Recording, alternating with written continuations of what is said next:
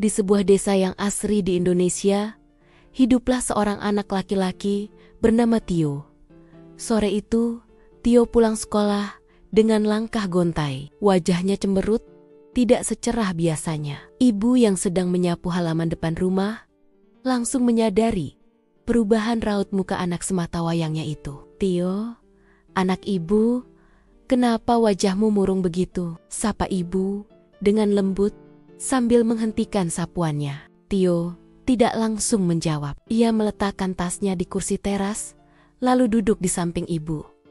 "Bu, tadi di sekolah teman-teman Tio bawa bekal yang enak-enak sekali. Ada yang bawa ayam goreng, ada yang bawa sosis, ada juga yang bawa roti dengan selai coklat yang banyak sekali," cerita Tio dengan suara pelan. Ibu mengelus pundak Tio dengan penuh kasih sayang. "Lalu, bekal Tio bagaimana?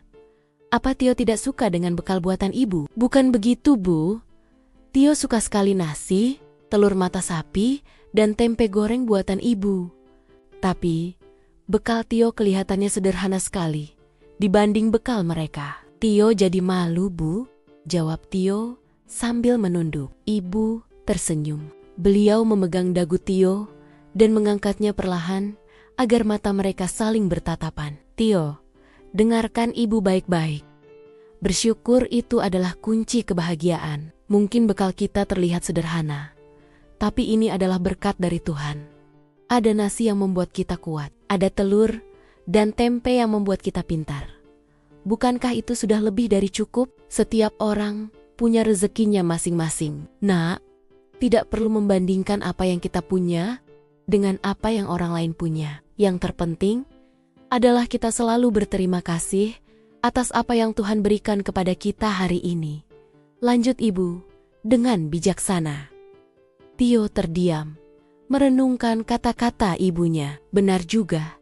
Selama ini ia tidak pernah kelaparan. Setiap hari ia bisa makan enak masakan ibu.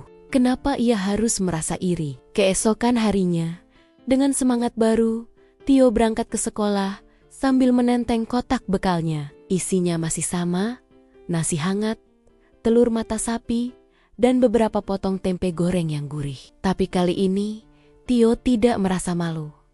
Ia justru merasa bangga dengan bekal buatan ibunya. Di tengah perjalanan, Tio melihat seorang kakek tua duduk di bawah pohon rindang. Pakaian kakek itu terlihat lusuh, dan wajahnya tampak sangat lelah dan pucat.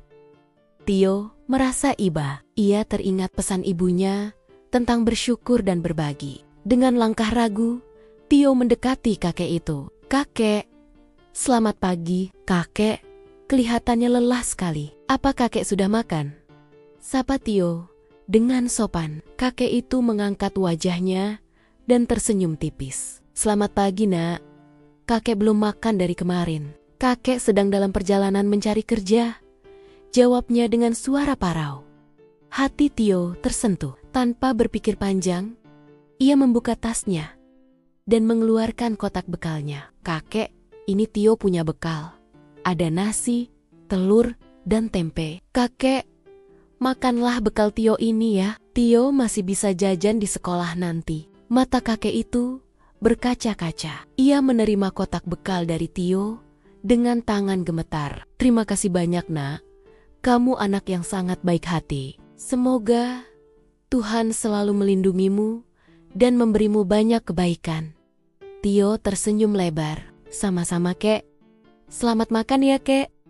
Tio pamit ke sekolah dulu. Sepanjang perjalanan menuju sekolah, hati Tio terasa sangat ringan dan bahagia. Perasaan ini jauh lebih menyenangkan daripada memakan ayam goreng atau sosis paling enak sekalipun. Ia akhirnya mengerti apa yang dimaksud ibunya. Kebahagiaan sejati bukan datang dari apa yang kita miliki, tapi dari apa yang bisa kita berikan kepada orang lain. Sesampainya di sekolah, saat jam istirahat tiba, teman-teman Tio kembali memamerkan bekal mereka. Tapi Tio tidak lagi merasa iri. Perutnya memang sedikit keroncongan, tapi hatinya penuh dengan kehangatan. Ia lalu menggunakan sisa uang jajannya untuk membeli sebungkus nasi kecil di kantin sekolah.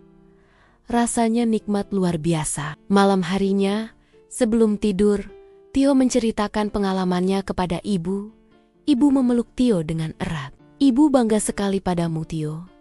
Kamu telah belajar arti syukur dan indahnya berbagi. Ingatlah selalu perasaan bahagia hari ini. Itulah berkah yang sesungguhnya.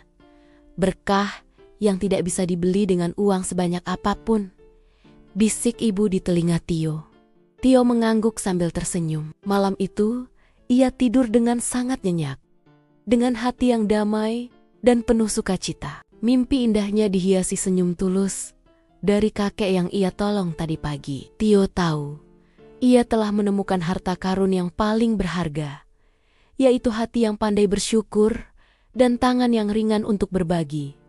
Biarkan malam menjaga hatimu. Biarkan lelah beristirahat.